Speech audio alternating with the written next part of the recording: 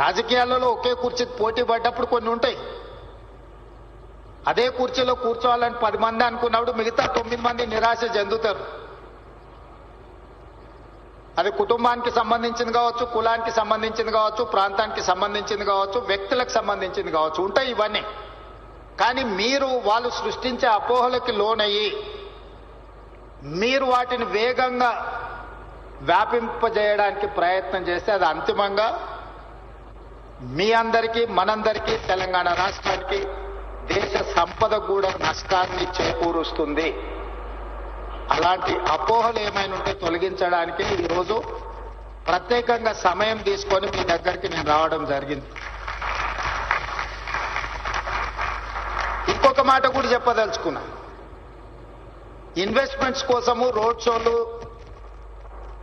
United states of America, Singapore, Japan, south Korea, Dubai లాంటి నగరాలకు పర్యటన చేస్తున్న మేము మీరు రండి మా రాష్ట్రంలో పెట్టుబడులు పెట్టండి, మా నగరాన్ని అభివృద్ధి చేయండి అని విదేశాలకు వెళ్ళి దావోస్ లాంటి వరల్డ్ ఎకనామిక్ ఫోరం మీద వెళ్ళి ఆహ్వానిస్తున్నప్పుడు నేను మిమ్మల్ని అడిగేది ఒకటే. ఇతర దేశాల నుంచి పెట్టుబడులను ఆహ్వానిస్తున్న మేము ఈ నగరంలో, ఈ రాష్ట్రంలో, ఈ దేశం అభివృద్ధి కోసం పాటుపడుతున్న మిమ్మల్ని ఎందుకు ప్రోత్సహించము?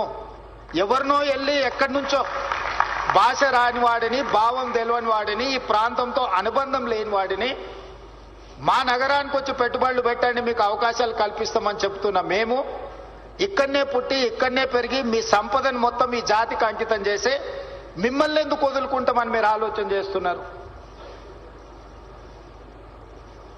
అంటే అపోహలు సృష్టించే వాళ్ళ ఆలోచనలతోని మీరు ప్రయాణం చేస్తే ఇలాంటి అపోహలు వస్తాయి.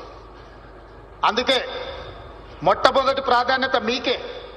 మీరు పోటీ పడండి, పాలసీలు అడగండి, ఇంప్రూవ్మెంట్ ఎట్లా చేయాలో చెప్పండి, మీ అనుభవాన్ని మాతో పంచుకోండి. మన నగరాన్ని ఒక గొప్ప నగరంగా తీర్చిదిద్దుకుందాం. I may not satisfy as a individual or individuals. నేను ప్రతి వ్యక్తిని సంతోషపెట్టలేకపోవచ్చు. ప్రతి వ్యక్తి ఏదో ఒక అంశంతో నా దగ్గరకు వచ్చినప్పుడు వాళ్ళు అనుకున్న మేరకు నేను సహకరించకపోవచ్చు. దానికి నాకు పరిమితులు ఉండొచ్చు. నేను మధ్యతరగతి మనస్తత్వం ఉన్నవాడిని. నేను పెట్టుబడిదారుడి ఆలోచనలు ఉన్నోని కాదు. మధ్యతరగతి వాడికి సమాజం పట్ల భయం ఉంటుంది, సమాజం పట్ల గౌరవం ఉంటుంది, సమాజం ఏమనుకుంటుందని ఆలోచన చేస్తాడు. ఉన్నంతలో సర్దుకుపోదాం, దుప్పటి ఉన్నంతనే కాళ్ళు చాపుకుందామని ఒక ఆలోచన ఉంటుంది. నేను సగటు మధ్యతరగతి ఆలోచన ఉన్న ముఖ్యమంత్రినే తప్ప కొల్లగొట్టి నిర్మాణాలు చేసుకోవాలి, కొల్లగొట్టింది విదేశాలకు తరలించుకోవాలన్న గొప్ప మనసు, పెద్ద మనసున్నోని నేను కాదు.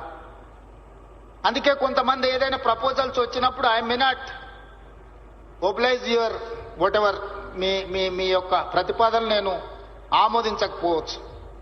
లేదా గతంలో మీరు ఏదైనా సూపర్ లగ్జరీస్ పొందిన వాటిని ఇప్పుడు నేను కొనసాగించకపోవచ్చు.